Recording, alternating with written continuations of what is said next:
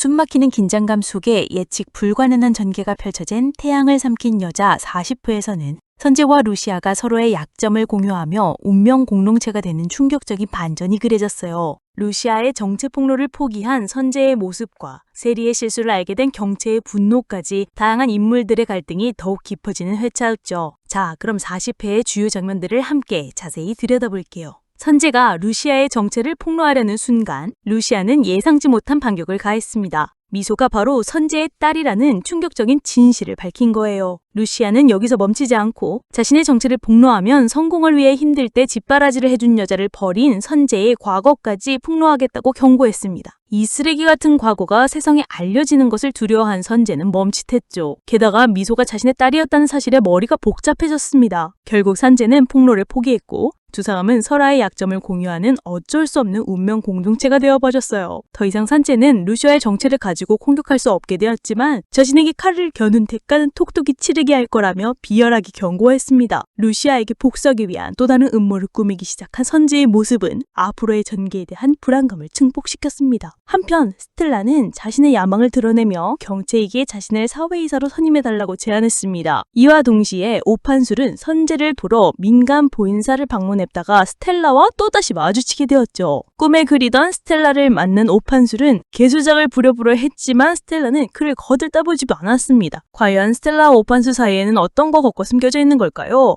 태경은 자신의 아버지인 한경수 대표의 담보를 돌려줄 수 없는 이유를 알기 위해 말숙이께 은근슬쩍 물어보았습니다. 하지만 말숙은 자신도 오판술인 숨겨놓은 서류들은 잘 몰라요 하며 송사리를 쳤죠. 태경은 아버지의 죽음에 대한 비밀을 파헤치기 위해 계속해서 고군분투해야 했습니다. 가장 충격적인 장면은 바로 세리와 경체의 대화였습니다. 경체는 세리의 주식이 사라진 것을 알고 추궁했고 세리는 순진하게도 주식을 친엄마에게 맡겼다고 말하고 말았죠. 세리의 말을 들은 경체는 어이가 없다는 듯이 세리를 바라보았습니다. 세리의 순진함이 결국 큰 화를 불러온 거죠. 과연 경제는 이 사기원 어떻게 이용하게 될까요? 40회는 선재와 루시아의 관계 변화, 스텔라와 오판셀의 재회, 그리고 경체의 분노로 인해 민간유통의 권력 다툼이 더욱 복잡해지는 과정을 그렸습니다. 다가오는 40일에는 더욱 폭풍 같은 전개를 예고하고 있습니다.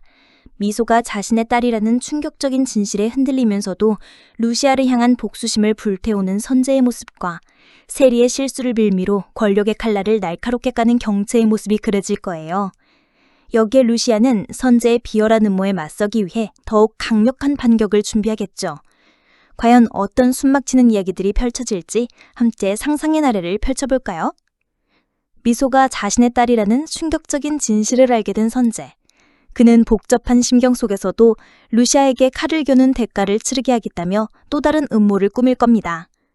루시아를 직접적으로 공격할 수 없게 된 선재는 미소를 자신의 편으로 만들어 루시아를 압박하려 할 거예요.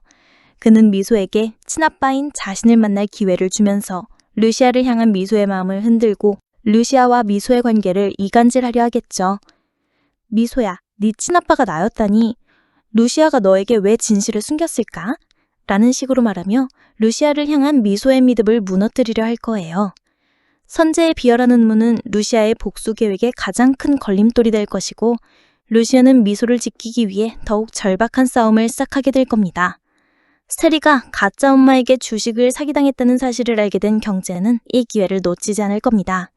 그녀는 세리의 주식을 되찾아준다는 명목으로 세리에게 민간유통의 지분 위임장을 요구할 거예요. 세리야, 네가 잃어버린 주식 언니가 되찾아줄게. 대신 언니한테 주식에 대한 모든 권한을 위임해줘 라고 말하며 순진한 세리를 교묘하게 이용하려 하겠죠. 경씨는 세리의 주식까지 손에 넣어 민간유통의 최대 주주가 되려는 아야심에 드러날 거예요. 이로써 민도식은 자신의 딸인 경체에게 권력을 빼앗길 위기에 처하게 되고 민간유통의 권력 판도는 완전히 뒤집히게 될 겁니다. 선재의 비열한 음모와 경체의 날카로운 야심에 루시아는 사면초가에 놓이게 될 거예요. 하지만 루시아는 이대로 무너지지 않겠죠. 그녀는 태경과 연하의 도움을 받아 선재와 경체의 협공에 맞설 겁니다. 연하는 민주식과 경체의 집을 드나들며 얻은 결정적인 정보를 루시아에게 전달하고 태경은 민간유통 내부의 부정을 파헤쳐 민주식의 약점을 찾아내려 할 거예요. 루시아는 이들의 정보를 바탕으로 선재의 비열한 음모를 밝히고 형체의 와심을 저지할 강력한 반격 카드를 준비할 겁니다. 과연 루시아는 선재와 경제의 협공에서 벗어나 복수의 최종 목표인 민주식을 향해 나아갈 수 있을까요? 세리의 실수를 알게 된 경채는 순진한 동생을 위한다는 명목 아래 자신의 야심을 채우려 하고, 스텔라는 민두식 집안에 더 깊숙이 침투하기 위해 오판수를 유혹하려는 위험한 계획을 세우게 되지요. 과연 어떤 숨막히는 이야기들이 펼쳐질지 저와 함께 상상 속으로 떠나볼까요? 세리가 가짜 엄마에게 주식까지 사기당했다는 사실을 알게 된 경채. 그녀는 처음엔 어이가 없어 세리를 다그쳤지만 이내 냉철한 이성을 되찾고 이 상황을 자신의 야심에 이용하기로 마음먹을 겁니다. 경채는 세리를 찾아가 가짜 엄마의 행방을 묻고 자신이 직접 그 여자를 찾아 조식을 되찾아 주겠다고 말하겠지요. 세리의 방. 경채가 세리의 손을 꼭 잡고 앉아 있었습니다. 세리야, 괜찮아. 언니가 다 해결해 줄게. 대신 그 여자에 대해 아는 거 전부 말해줘. 그 여자가 어디에 사는지, 어떤 사람인지. 경채의 말에 안심하며 세리가 대답했습니다. 언니, 진짜 언니가 찾아줄 수 있어? 물론이지. 언니가 누군데. 하지만 그 전에 네가 받은 주식 위임장을 나한테 넘겨줘야 해. 그래야 언니가 내 주식을 되찾을 수 있어. 경채는 세리의 순진함을 이용해 주식 위임장을 손에 놓고 가짜 엄마를 찾기 위한 본격적인 추적을 시작할 겁니다.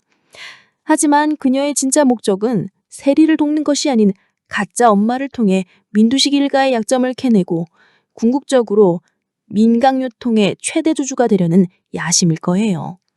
민강유통의 사회이사 자리를 노리던 스텔라는 오판술이 민두식의 사돈이라는 사실을 알게 되고 새로운 계획을 세울 겁니다. 오판술의 탐욕과 허영심을 이용해 그를 자신의 편으로 만들고 민두식에게 더욱 깊숙이 접근하려는 거죠. 고급 레스토랑, 스텔라가 오판술을 초대해 우아하게 와인을 마시고 있었죠.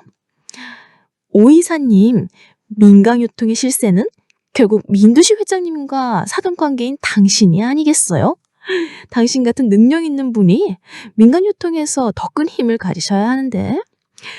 스텔라의 말에 옷주례하며 오판술이 대답했습니다.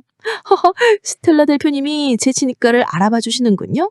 저는 언제나 민간유통을 위해서라면. 스텔라는 매혹적인 미소를 띄우며 말을 이었습니다. 그렇다면 저와 손을 잡으시죠. 저와 함께라면 민간유통의 권력은 당신과 저의 것이 될 거예요. 스텔라는 오판술의 허영심을 자극하며 그를 자신의 꼭다각지로 만들려 할 겁니다. 오판술은 스텔라의 화려함과 달콤한 유혹에 넘어가 그녀의 제안을 받아들이게 되겠죠. 이로 인해 스텔라는 민두식 일가의 약점과 정보를 빼내는데 성공하고 민간유통은 더욱 거대한 혼란 속으로 빠져들게 될 것입니다. 41회는 경채와 스텔라라는 두 여성 빌런이 각각 자신의 야망을 위해 날카로운 칼날을 가는 모습을 보여줄 거예요. 세리의 순진함과 오판술의 허영심이 이들의 먹잇감이 되면서 민간유통의 관력 다툼은 더욱 복잡하고 흥미진진한 국면을 맞이하게 되겠지요. 루시아는 이들의 음모에 어떻게 맞서 싸우게 될지 다음 이야기가 벌써부터 서는구와 기다려지네요.